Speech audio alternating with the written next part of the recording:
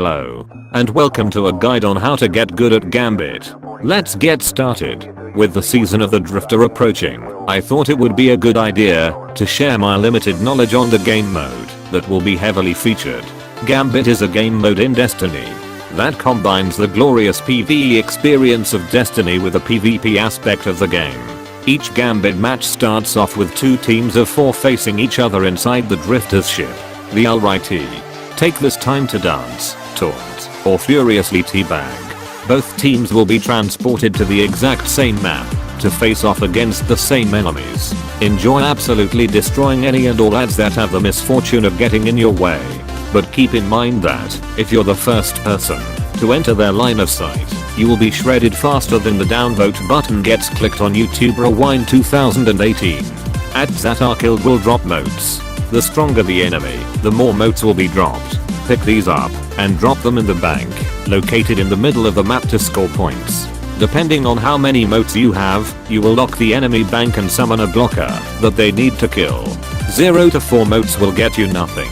5 to 9 motes will summon. Lol, walls don't block my shield blast. 10 to 14 motes will summon my fire blast will track you better than SEAL Team 6.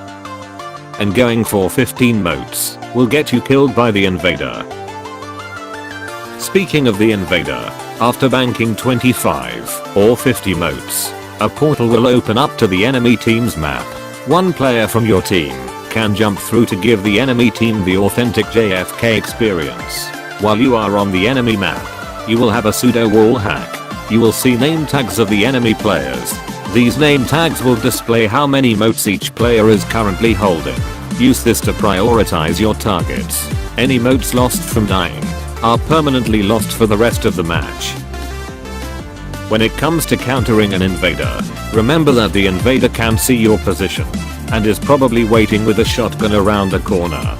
Surprise attacks rarely work against invaders, so range is probably your best option. Don't be afraid to blow an ultimate either, as there is probably another wave of ads close by, which you can then wipe out to generate those juicy orbs of light for your teammates. Once you somehow manage to bank 75 motes, you will summon the Primeval. The Primeval is basically a mini raid boss. You will notice at first that your shot/ abilities are about as effective as an SJW trying to prove Ben Shapiro wrong. In order to deal more damage to the Primeval, kill the 2 wizards that spawn in. These Primeval envoys pack quite the punch, so if you are playing as the Hunter Master race, don't let them aggro you, as their weird attack will curve you harder than the last 3 girls I asked out. Do keep in mind that if you summon the Primeval first, there is a catch-up mechanic for the enemy team. Invasion portals will spawn more frequently for the enemy if you are killed by the invader while fighting the Primeval.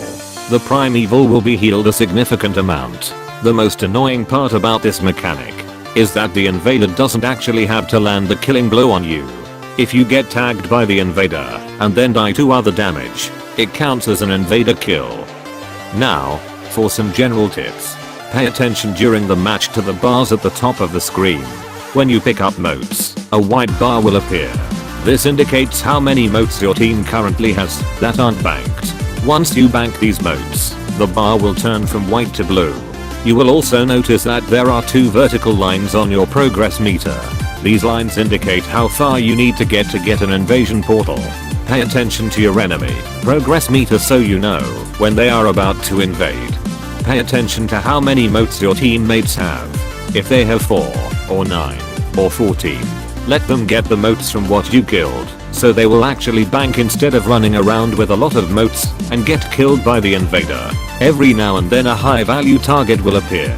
This target will drop 13 motes, but usually appears around the same time the enemy team gets an invasion portal. Wait for the invasion first, then murder that fool. If you play as a Night Stalker with an Orpheus rig, firing your shadow shot into the middle section when the Primeval spawns is basically a guaranteed refresh on your ultimate.